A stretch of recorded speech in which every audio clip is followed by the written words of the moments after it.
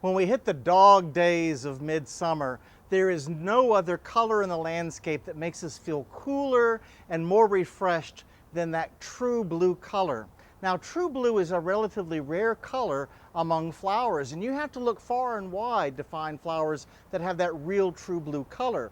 Now, you might have noticed that in gardening, we call colors that aren't really blue, blue. Look at this ruellia right here. We would call this a blue ruellia, but you can see there's a decidedly purple or lavender cast to it. Still, we fudge a little bit, and that's because blue, true blue, is so rare. Now, I want to show you some of my favorite true blue plants to give that cooling note to your summer garden. Notable is Plumbago. These are lovely shrubby perennials. They'll freeze back if it gets down in the teens or low 20s, but then come back up from their roots. They can be planted in the heat of summer because they really do quite well in hot Louisiana summers, and you simply cannot ask for a more exquisite, beautiful, beautiful shade of true blue.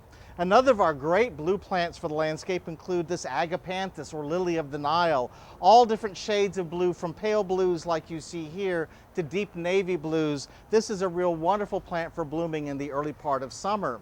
Now, in your flower beds, there are a couple I'd like to mention to you. First off, this blue daze right here.